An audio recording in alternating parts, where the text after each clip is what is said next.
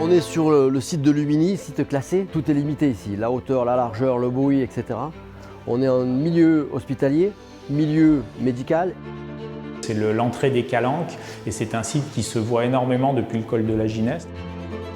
Donc il fallait qu'on puisse cacher tout le matériel et quand je dis tout le matériel, effectivement, il y en a énormément. C'est un bâtiment avec une surface de laboratoire importante, de nombreuses centrales hygiène. On a au cumul près de 100 000 m3 par heure qui sont insufflés. L'objectif était de déterminer une puissance, de ne pas la dépasser avec une consommation et un résultat. Voilà les trois lignes.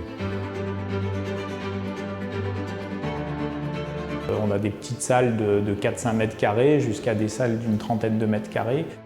Alors l'essentiel du projet en fait c'est 2 étages de laboratoire. Donc avec des taux de brassage d'air très importants et puis des températures et des pressions à tenir bien spécifiques laboratoire par laboratoire.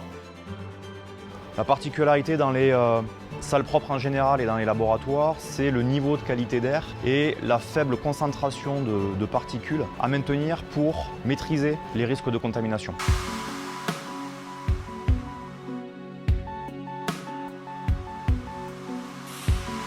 La complexité de ce projet au niveau énergie, c'est qu'effectivement on a des niveaux de température qui peuvent être très bas, donc des besoins en froid importants, et puis surtout des taux de brassage et des taux de renouvellement d'air très importants. Donc l'un des enjeux, c'était de proposer des solutions à économie d'énergie, sans prendre de risque sur la contamination et donc en respectant les grands principes aéroliques dans la conception des laboratoires.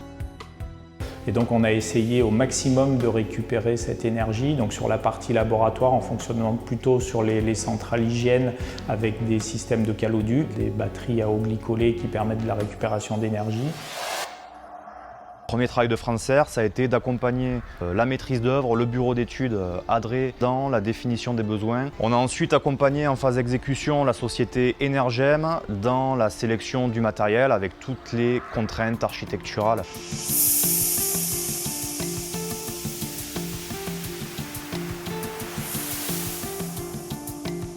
Je peux vous dire qu'on a 22 centrales de traitement d'air. Dont 19 centrales spécialement conçues pour les applications de salles propres. Ce qui fait aussi le succès des projets comme celui-ci un peu spécifiques, c'est la synergie entre les différents intervenants partenaires et l'association de compétences.